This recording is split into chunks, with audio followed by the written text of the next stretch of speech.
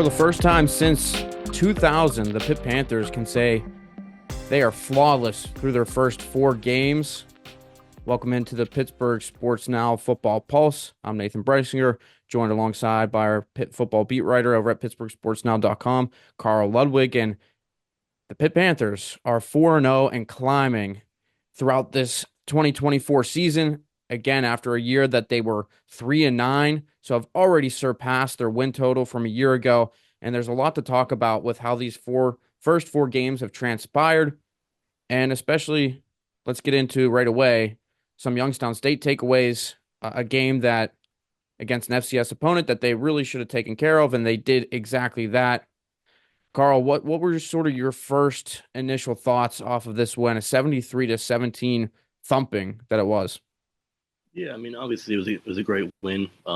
Pitt hasn't always done this against FCS programs under Pat Narduzzi, so to go out there and score 73 points, I know there were some defensive lapses that he wasn't happy with, but I mean, Pitt did the job it needed to do here. It had to win the game, had to make a statement, as Pat Narduzzi mentioned after the game, and I think it was a statement win. I mean, Eli Holstein's one of the better quarterbacks in the ACC, if not top 2 or 3. Um, the offense is scoring almost 50 points a game. It was a pretty perfect start to the season and a pretty perfect conclusion to non-conference play now as they have this week on the bye and they head into North Carolina next weekend. And a big thing from this one that Holstein had pointed out, Narduzzi had mentioned just a little bit, but this is the first time in program history that this team has gone undefeated through non-conference play, which, I mean, yes, you can say, oh, well, prior to 1993, yeah, they weren't, in a conference, so everything was non-conference then. But realistically, once this team joined the Big East and then transitioned over to the ACC, this is the first time in 30 years that they have won all 4 non-conference games. So it's a big deal for this Pitt program. And yeah, you could look at their schedule and say, okay, I mean, Cincinnati, West Virginia, not the cream of the crop here in Division One football, but I mean, solid programs, a rivalry game, big rivalry game, and the backyard brawl in a game. Obviously, I mean, you needed to take care of. And then the Cincinnati game as well, a big comeback win. And then you complete it with the Youngstown State game. But the YSU win, I think, provided a lot of additional layers of this team, some of the looks into some of the depth that they might have. We saw it big time at running back. Desmond Reed was named a starter but did not play a snap, as Daniel Carter got a lot of touches. We saw Derek Davis a little bit, but he got hurt, got banged up. But I mean, really, I mean, Daniel Carter was a big player in this win for Pitt. 100 plus rushing yards, broke multiple career highs for him.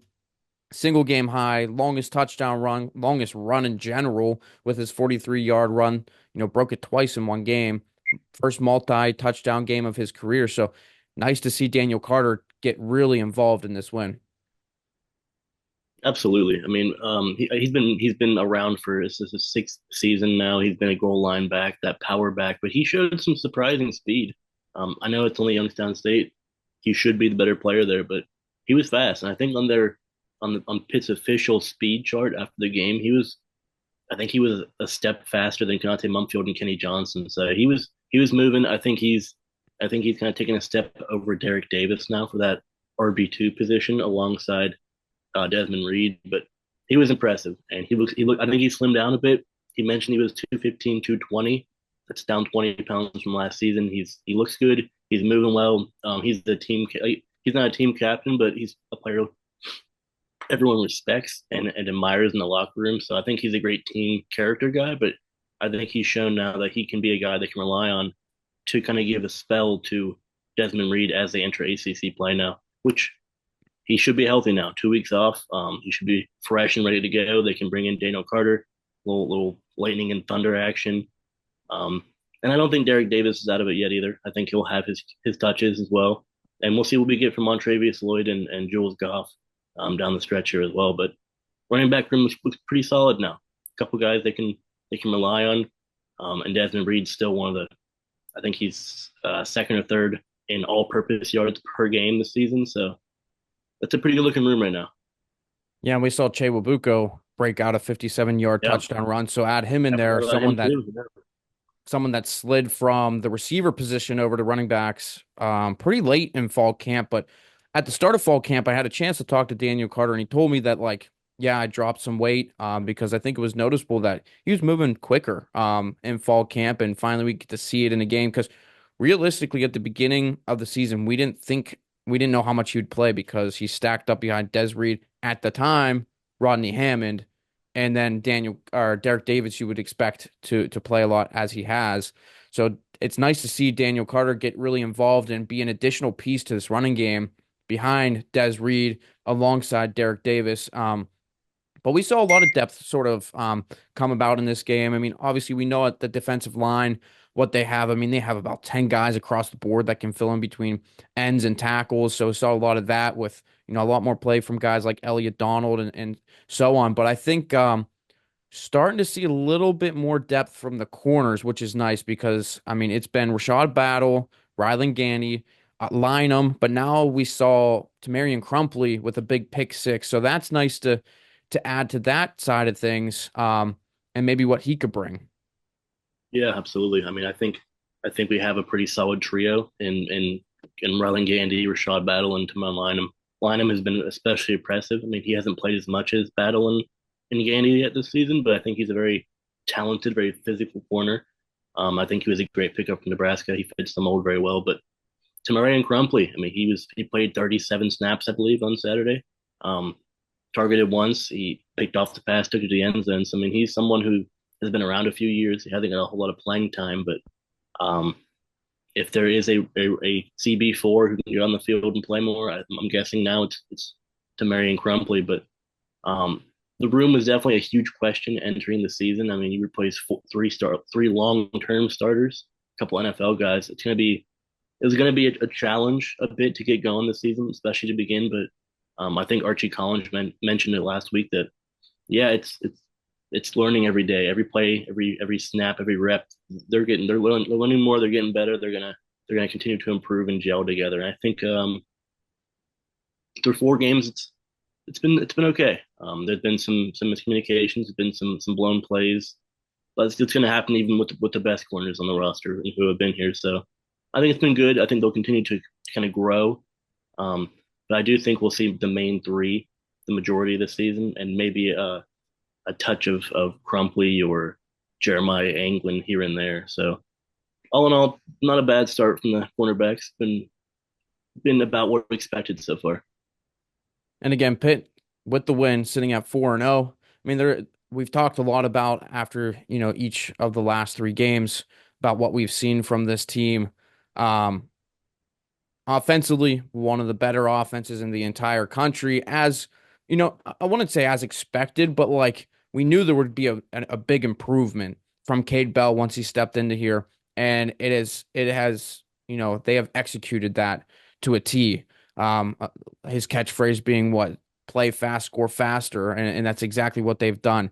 Eighth in the country in terms of points per game with 48.5, 329.5 passing yards per game, which is sixth, and then 522 yards per game overall offense sitting at ninth. And a lot of that comes from the redshirt freshman quarterback from Louisiana, Eli Holstein, in the play he's been able to do. And we've seen him rise the charts in terms of a lot of people and a lot of people's eyes, starting to sneak into that top 10 quarterback conversation across the country.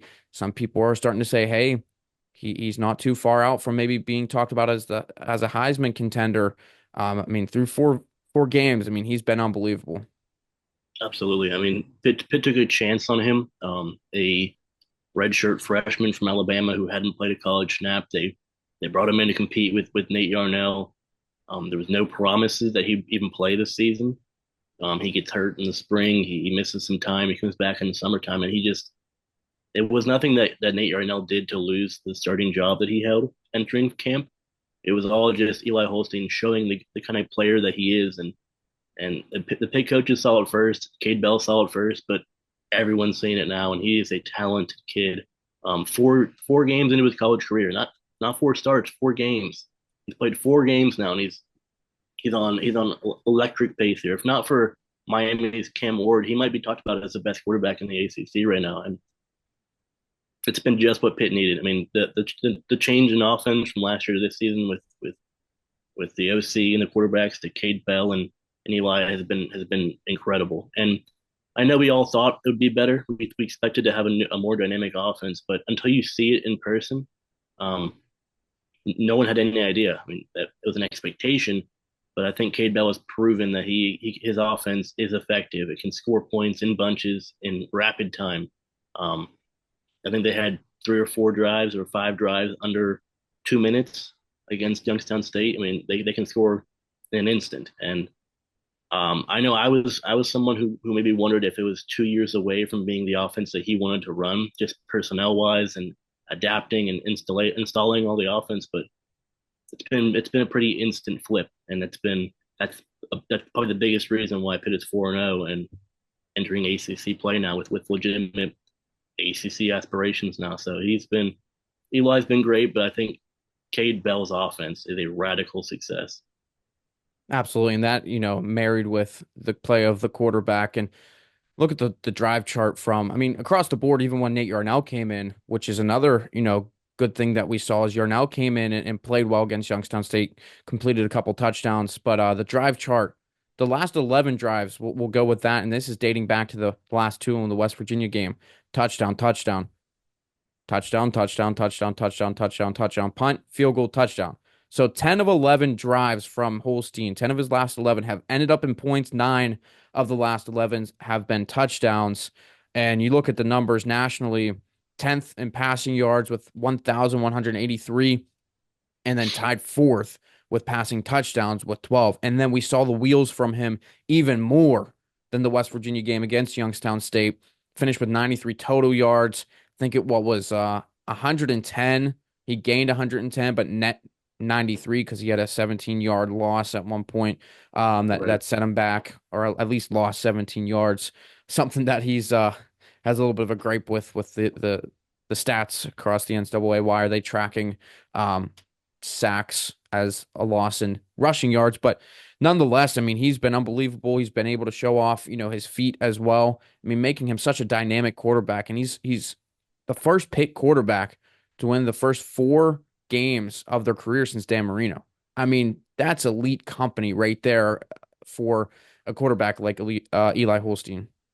Yeah, I mean that's I mean it's hard to find a better company than Dan Marino. I mean I don't want to get too far ahead of ourselves here, but he's somebody who could be a very he could rise very high in the ranks of Pitt quarterbacks uh, in terms of success, statistics, draft position. Um, it might be too early to look ahead that far yet, but with the start of his career and 2 Power 5, 2 Power 4 wins, I mean, who's to say that he can't turn this season into one of the best quarterback careers in Pitt history? So gotta be happy if you're a Pitt fan. Gotta be happy if you're Cade Bell and Pat Narduzzi especially. He took a chance on 2 relative unknowns, and it's paid off in a major way here. So that's credit to Pat Narduzzi, but it's also that's just how college football works these days. You gotta find guys who can score points. You gotta find young coordinators who can connect with the kids and put in these new concepts. And it's the reason why Pitt's where it is right now. And so um, I'm excited to see Eli play in some conference play. I don't think he'll have too much of an adjustment there either. But you go into UNC, you score some points on a vulnerable defense, and Pitt's probably ranked. He's getting some serious dark horse Heisman hype, and you're rolling into ACC play undefeated. So it'll be fun to watch next weekend. Absolutely. And we've seen all the stats and what Eli has been able to put up in terms of numbers, but I mean, really, when you watch him, I mean, he really does everything so well for such a young quarterback. I mean, he's so mature for being a redshirt freshman guy. Um, Goes through his reads, not his first, not his second, oftentimes gets into his third, and looks off defenders so well, climbs the pocket, feels the pressure so well. But the one stat, that I dug up, and I mentioned this after I believe the West Virginia game or during the West Virginia game, just the type of short-term memory that he sort of plays with. He has an incompletion, fall short. He goes right back out there and is trying to hit the next guy. He has gone 71% completion rating after an incompletion. So 29 of his next 41 passes after an incompletion have been complete for 416 yards, and then six of his touchdowns, half of his touchdowns through the air have come following an incompletion. So, I mean, those numbers are really telling of the type of guy he is, that he's able to, have that short-term memory, bounce back after maybe a tough play. Um, I mean, he's just been really, really strong for this Pitt offense. Yeah, I mean he's been just what they needed. He's been a perfect fit. He's been what they've been missing since Kenny Pickett left after the 21 season. Um, and like you said, his short term memory is just what you need. He's not rattled by mistakes. He I think he's grown from his mistakes through 4 games, which is all you can ask for from a young quarterback or any quarterback really. He moves well. He reads the field beautifully. He's elusive. He's a big, strong kid who can run the football. He can make all the throws across the field. I mean, I don't think you'd want much more from a quarterback than Eli Holstein. I think his personality and the way that he's adapted to Pittsburgh has been a perfect fit as well. The city's rallying behind him. Pitt Panther Nation loves Eli Holstein. I think he loves being in Pittsburgh and playing for Cade Bell. So um, it's I would keep saying it's a perfect scenario, perfect fit, but it's been pretty perfect so far. He hasn't been perfect. He's admitted that he has a lot of things he wants to clean up. So I think that's another admirable trait. Admirable trait is to realize that hey, I'm playing well, getting a lot of pats in the back, a lot of success here, but there's a lot on the field still. I think they had 73 points against Youngstown State, and he was like, I can have 2, 3 plays back and have 21 more points there. So he knows what he needs to work on. He knows the strengths and weaknesses. So I think we'll continue to see him get better and better as the season unfolds here as well. Yeah, he's very critical of himself, which is such a good characteristic. He doesn't need to hear it from the coaches. He knows exactly what, the type of mistakes he makes. But I mean, we've seen over this 4-year window how important quarterback play is. You go from Kenny Pickett winning an ACC championship to Keaton Slovis and then Phil Jakovic, 2 years that, a lot was left on the table, especially in 22. I mean, you have just a little bit better of quarterback play. And I mean, you're talking back, potentially in the ACC title game. Um, but enough about Eli Holstein. We're going to sort of switch gears here, and we're going to talk about some other players, some other surprises potentially that we've seen through the first 4 games. So Carl and I here are going to go and list our top 3 surprises and or key players that we've seen so far.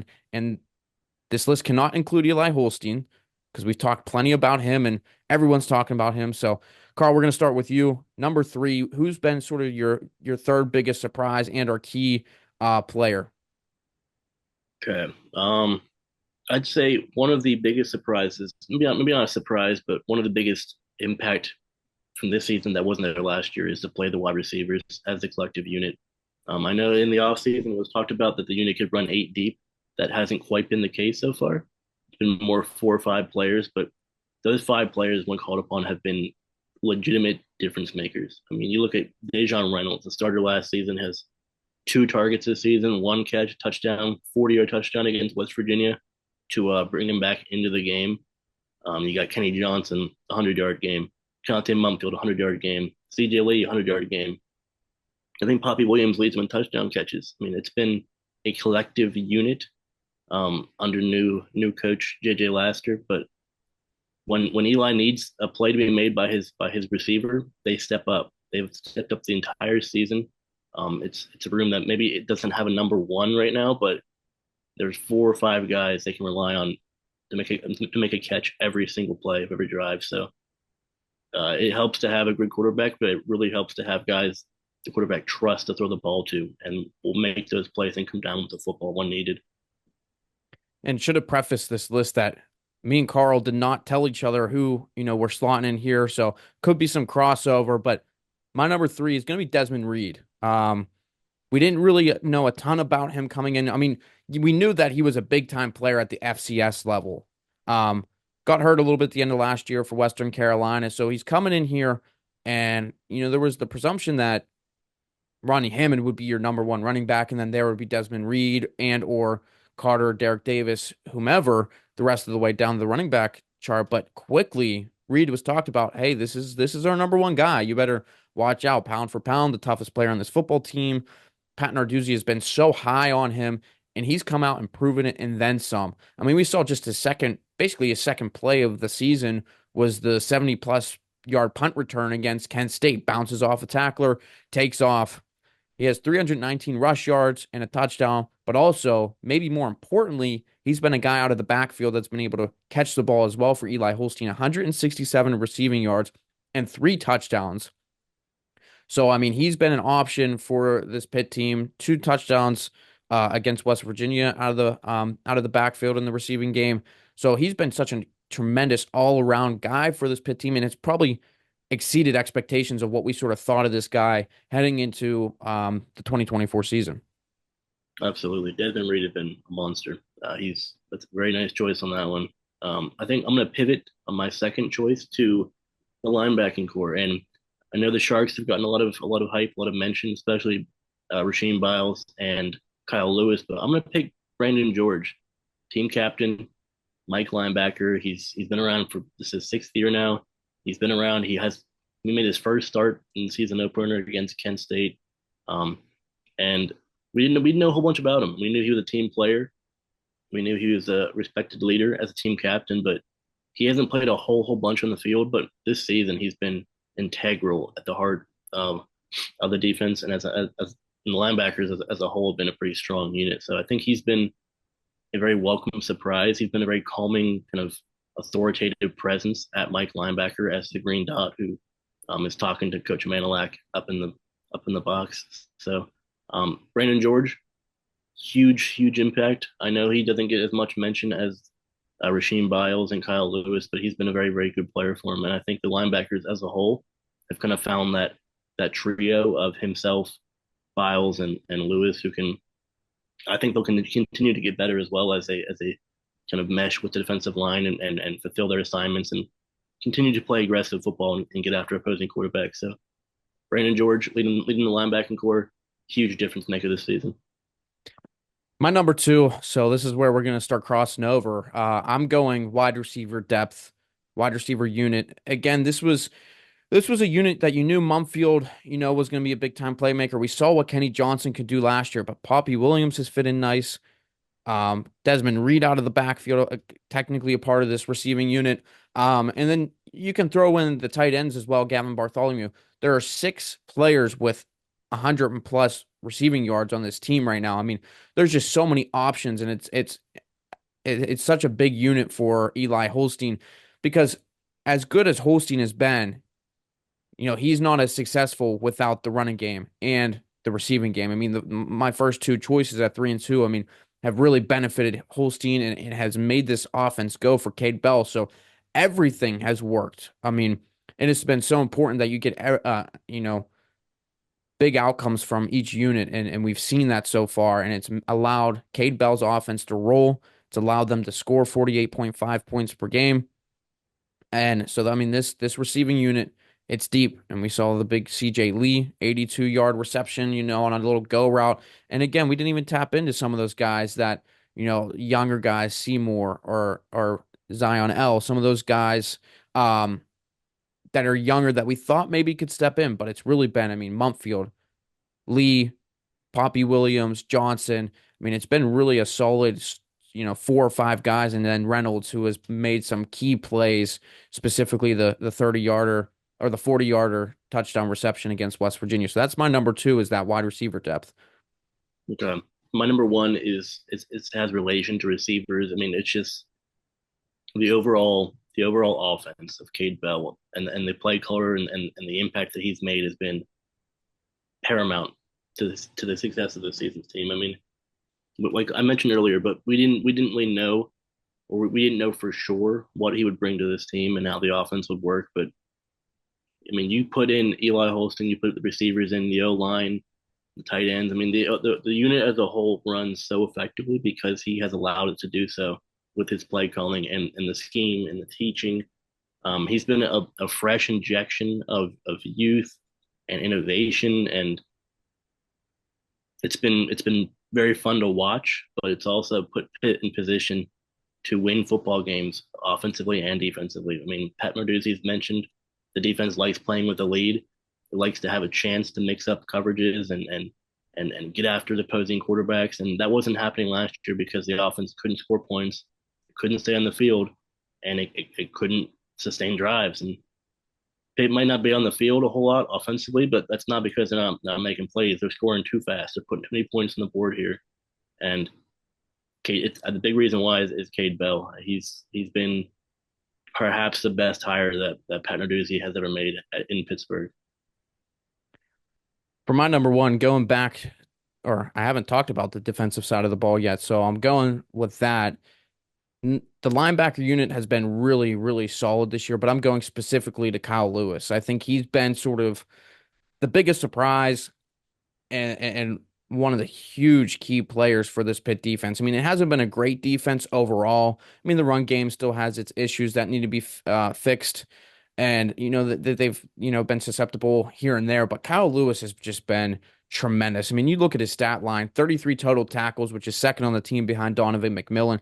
Has 4 tackles for loss, a sack in there, 2 interceptions, which that leads the team as well, and then 1 forced fumble. So I mean, who would have thought that Kyle Lewis would be leading your team in interceptions? So he's just making plays out there left and right, no matter what the scenario is. And we talked about with Che Wabuko being, putting up the fast time of the week. Kyle Lewis in week 4 is the second fastest player, clocked in at 20.97 miles per hour. So his speed has just been critical for this Pitt defense. Not only is he physical, but he can get in quickly to the backfield. I think the one play that, in terms of not forcing a turnover, anything like that, but the one play that really sticks out in my mind is I think the first or second drive. I think it was the first drive against West Virginia on third down. They were running left, and Kyle Lewis shot into the backfield so quickly, made a key tackle. And I turned to you in the press box and I said, wow, that was such a huge tackle. And it was the third play into the game. I mean, that's just the type of guy he's been. He's a redshirt sophomore. I mean, he's so young. I mean, him and Biles on either side of Brandon George. I mean, it's been a really good overall number one unit for those linebackers. And Kyle Lewis has been the lead of that, and he's just been tremendous for this Pitt team. Yeah, I mean, I know I mentioned Brendan George and linebackers as a whole, but Kyle Lewis has been perhaps the best defender on the roster this season, and a top 3 player on the roster as a whole. So he's been incredible. He's a true star linebacker out here. So And I love the moment that Pitt decided to in Acrisure Stadium started to play the Jaws theme music this past weekend, and the first time I heard it was in the first quarter. And 2 plays later, Biles and Lewis go in for a joint tackle for loss, and those are the 2 guys that are leading the Sharks nickname at the linebacker unit. And we talked to them after the game and the post game, and they didn't even realize that they played it, and then it had that kind of impact. They heard it in the third and fourth quarter, but I mean, that's pretty cool that Pitt is honing in on that nickname, and they're making plays back there. But Pitt, again, 4-0. They received 37 votes in the AP poll this past week, climbing up that ranking. They dropped, not dropped, they climbed to 33rd in the Football Power Index over on ESPN. So now it's time to talk about, where this team is. We talked about a little bit of adjusted expectations the rest of the way last week, but I mean, really, this is the perfect time because you're in a bye week and you're heading into conference play. So, Carl, where is this team at right now? And like, what's the expectations truly moving forward after a 4-0 start? yes, I mean obviously conference play hasn't began yet. That's starting up here in 10 or so days. But UNC, California, Syracuse, SMU, Virginia, Clemson, Louisville, Boston College. It's not murderers row. There's some good teams in there. A lot of teams with winning records, but how many games should Pitt be an underdog in?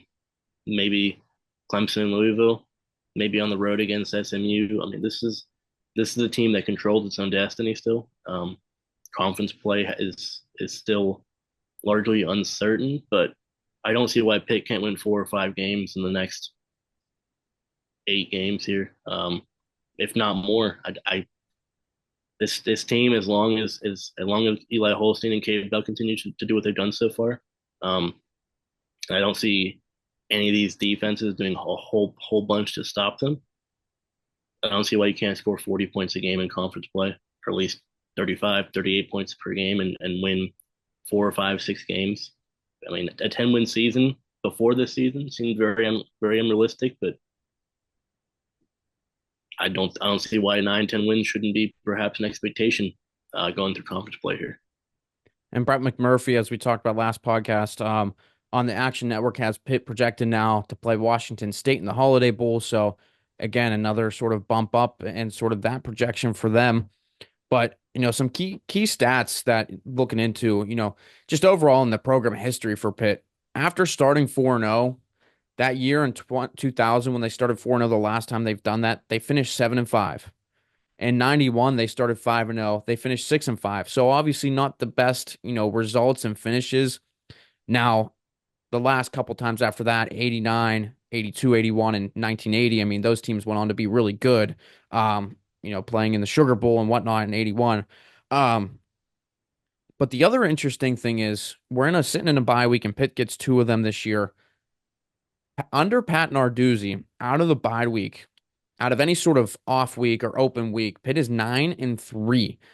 Since 2018, they are 8-1 after the bye week, which, you know, so that means, Pitt has really prepared their guys for that next game. And some of them haven't been the easiest, but 2018, they beat Duke at home 54-45. 2019, beat North Carolina in overtime. Also in 2019, beat Syracuse 27-20 on the road. And a lot of these games the rest of the way up until last year were on the road. 2020, there was 3 open weeks because of COVID. And they were 3-0 that year, all on the road at Georgia Tech, at Virginia Tech, and at Florida State, that big 41-17 win late in the year. Then in 21, they beat Virginia Tech on the road, 28-7 the year they won to the ACC title. Now, 22 was their most recent loss after the bye week to Louisville. The Louisville game, they lost 24-10, just, not a great game all around. And then last year was the ranked win when they took down Louisville at home. So one of their 3 wins came after the bye week last year. So this team has been really prepared after a bye week. But yeah, the schedule remaining, next couple of weeks, UNC, Cal, Syracuse, SMU, Virginia, like those are 5 games you could go 4-1 in and look really strong and be 8-1 heading into Clemson. I mean, Yeah, you seen the last time Clemson was in Pittsburgh. I mean, they're a lot better this year than they maybe have in the last 2 years. Um, Outside of obviously, I mean, the Georgia game, but Georgia's such a powerful opponent. I mean, that's going to happen to a lot of teams. So Clemson, Louisville are like still the 2 games that you're really looking at, like, man, like this team could go 9-3. I situate them at 8-4 still because I think there's some toss-ups in there. I mean, SMU's a tough one. Kyle McCord's looked pretty solid for Syracuse. And Boston College, you don't know what's going to happen there. That might be more of a ground game because it's going to be late November in Boston. I mean, upper Northeast, you don't know what type of weather it is, but they're playing well. So I still situate them at 8-4, but I mean, man, this team is going to probably finish the season scoring 38 to 40 points a game, sort of as you mentioned.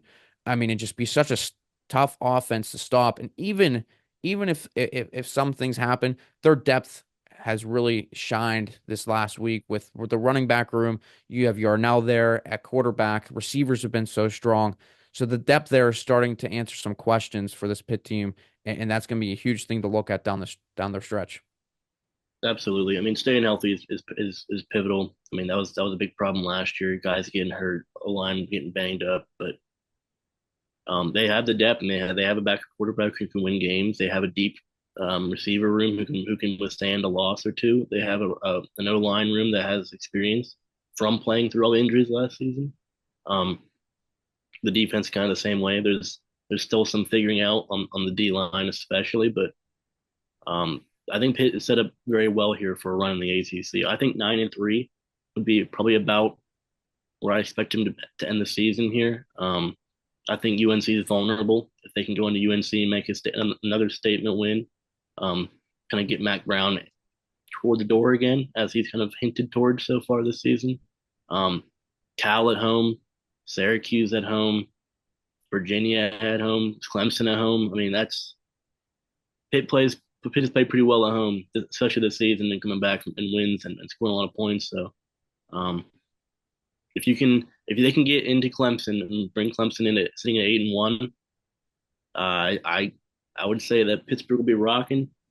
Um, and who knows if Pitt can pull off another miracle and beat the Tigers again. So Clemson first or UNC first, obviously. Got to get through them. Got to start off well, but I think 9-3 is about where I expect Pitt to end the season here, with 38, 40 points a game. So yeah, I think the schedule sets them up very well here for a strong finish this season.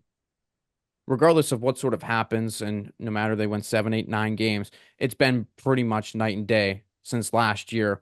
But as they always say, the next one's the biggest one in North Carolina in about 10 days at Chapel Hill. That's going to be a huge one for Pitt starting conference play. A team that just allowed 70 points to James Madison this past weekend. Now they play Duke, which is a big rivalry game. So you have the highs of that rivalry game, and then you got Pitt the following week. That's tough to follow up that type of matchup. But be sure to check out all of our content over at PittsburghSportsNow.com throughout the bye week and heading into North Carolina week as well. For Karl Ludwig, I'm Nathan Breisinger. Thank you so much for tuning in to the Pittsburgh Sports Now Football Pulse.